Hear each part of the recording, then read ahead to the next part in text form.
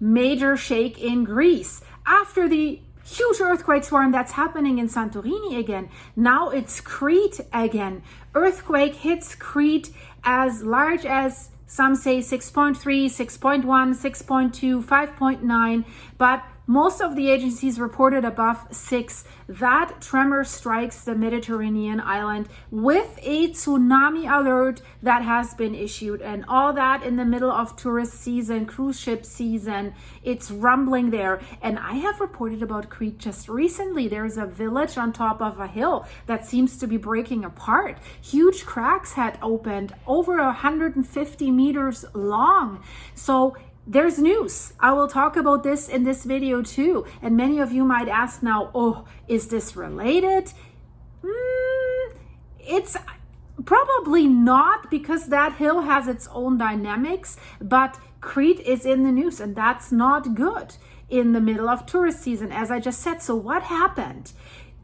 All of you have written me in the comments, earthquake, and I know that's why I'm here. Your wish is my command. I had just released a Campi Flegrei video about that major earthquake swarm at Campi Flegrei with a 4.4 followed by magnitude 3s and 2s rumbling like crazy. So check out that video as well in the end screen. So Crete, holiday hotspot in Greece, has been hit by a magnitude 6+ earthquake. Tsunami warning has been sent to the residents. The quake was in the water, the epicenter of the quake, and it had a depth of 62.5 kilometers, according to the Geodynamic Institute of Athens. And it was very strongly felt, not only in Crete, but also on the island of Rhodes.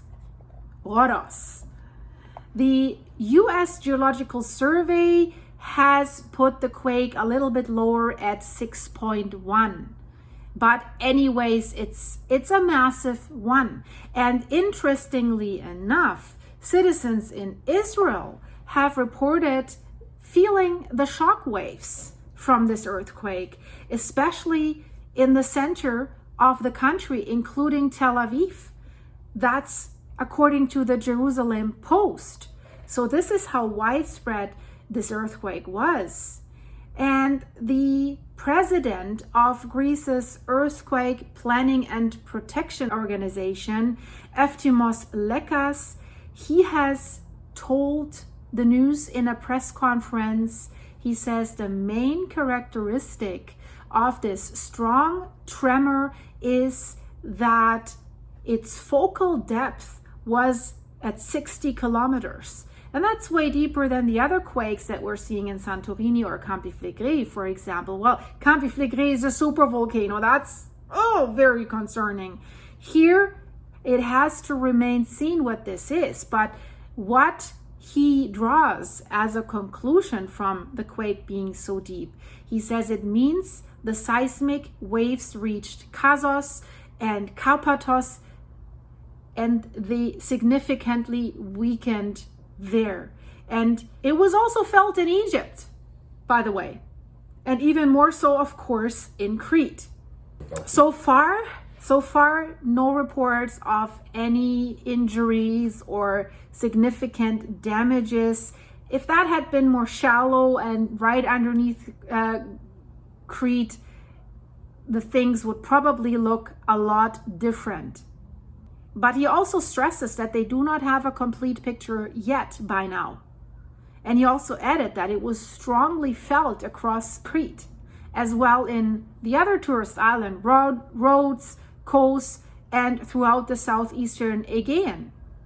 And then comes the tsunami warning. You know, guys, so many people are vacationing there with their sailboats, sailing around. Are they aware of all these dangers? Imagine you're sailing from the port of Pozzuoli, the Campi Flegrei supervolcano that can produce 100 feet tall tsunami. You're with your sailboat and you're sailing around, and then you think, oh, maybe next I go to Greece and I sail around there. There's the Colombo underwater volcano off the shore of Santorini. That is a crater and a volcano that is concerningly active right now, sending out magma intrusions. And we just have a new event there going on that maybe could turn out to be another devastating earthquake swarm that it just had in February, and now Campi Flegrei again after it just had a big one in March.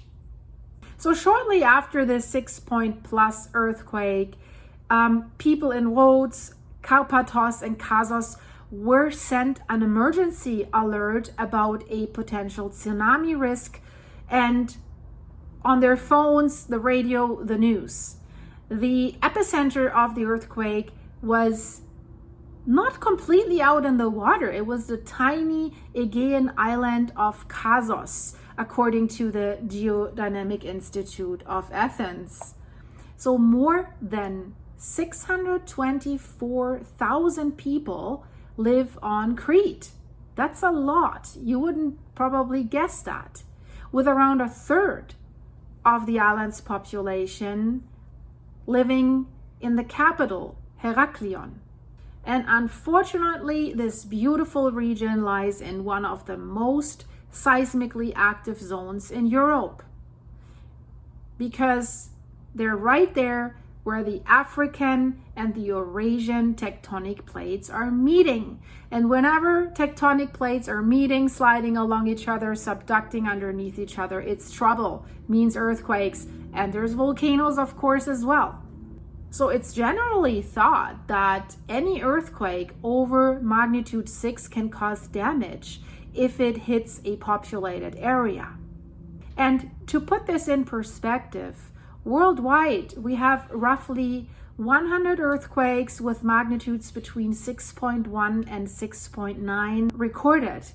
I just have a feeling that we will exceed that number this year, because I feel we have quite a lot of earthquakes that are over magnitude 6 this year already. So after Santorini was plunged into a state of emergency the whole February, now is Crete next? That's the question. Thankfully, by now, as I'm reporting this, that tsunami danger has eased off. No tsunami was happening, so no catastrophic event, thankfully. But now we have to see, are there aftershocks coming? Was this a pre-shock? Will we see something bigger? Everything's still possible. If this was the main event, we will for sure see aftershocks. I have no doubt about that. And if you look at social media, people are reporting everyone felt it on the island of Crete, felt in Turkey, Israel, Lebanon, Egypt. And I think, since Santorini were definitely the island, or I would rather say it's a crater of Santorini. If Santorini erupts big, can cause devastating tsunamis. And I have a feeling Turkey is really preparing for this. They have reported a lot about that earthquake swarm. Not so much in other countries, but it's rumbling in these areas. So they should really prepare better for tsunamis, in my opinion. Whether this is the Italian coast, because there's Naples at risk. I mean, you know what? Naples doesn't need to worry about the tsunami if Campi Flegrei has a big eruption that would produce this big tsunami, because unfortunately everything would be wiped out before the tsunami comes, in my opinion. But other countries that are affected, that feel the quakes and that have a coastline, they don't have the tsunami warning signs in place, or that this is a tsunami hazard zone. Are they even aware that they're in a potential tsunami hazard zone? I've met so many people that travel to these areas and they're like, what? Oh, no, we had no idea. They don't even know that Santorini is a crater and there is a magma chamber underneath. Many didn't know. Maybe they know now because of that earthquake swarm, but I have my doubts a little bit.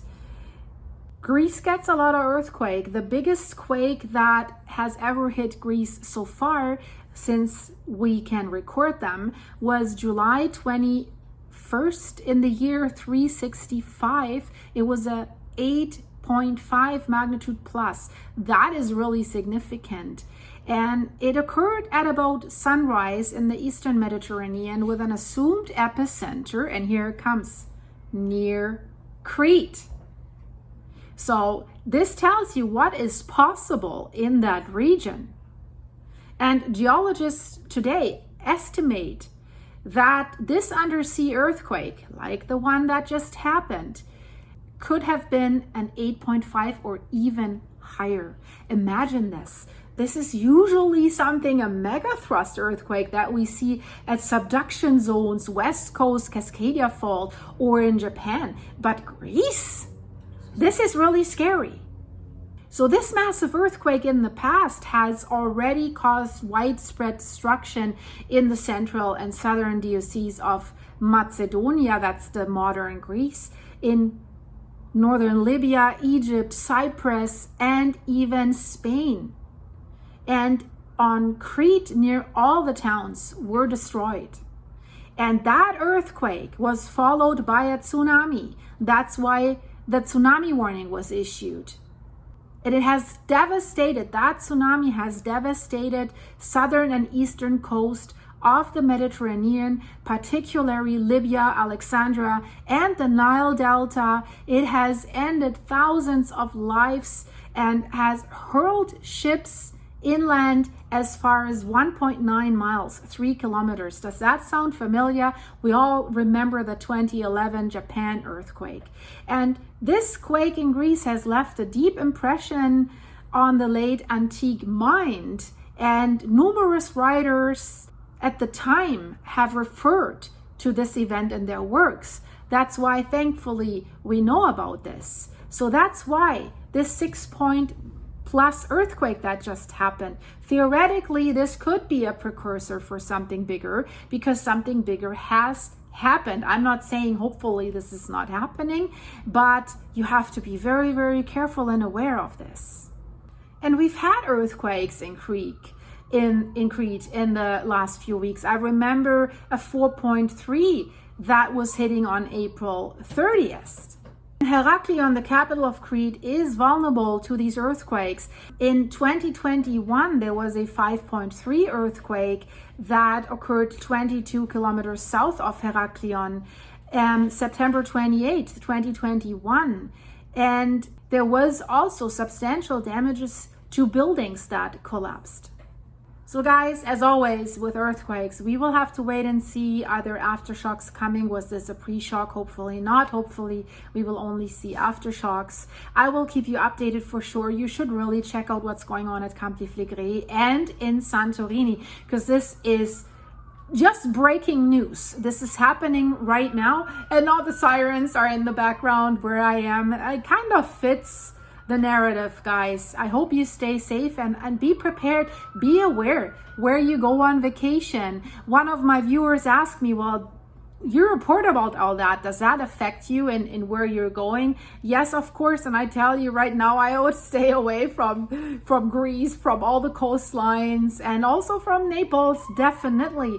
And it's easier said than done. I live on the West Coast, right? Should I stay away from the West Coast? Because there's several big ones that are overdue, especially where I am. So the best is to be prepared, to make sure your building is prepared. And I know over 75% of the US, for example, of the land of the US is earthquake prone land. Did you know that? Everyone thinks about the West Coast and California. So it's not so easy just to move away. If you want to move away from the West Coast and you end up in East Tennessee, for example, there's another fault line that's very, very dangerous that could produce a 7.5 or higher. It's in the end screen. Check that out. It's absolutely crazy because they just had an earthquake there that was felt as far as Atlanta, North Carolina, Virginia. So lots of interesting stuff, guys. If you want to support the channel, I have a buymeacoffee.com/silky site where you can buy me coffees and keep me going. Thanks for everyone who's doing this, and I hope to see you soon, safe and sound. Bye-bye.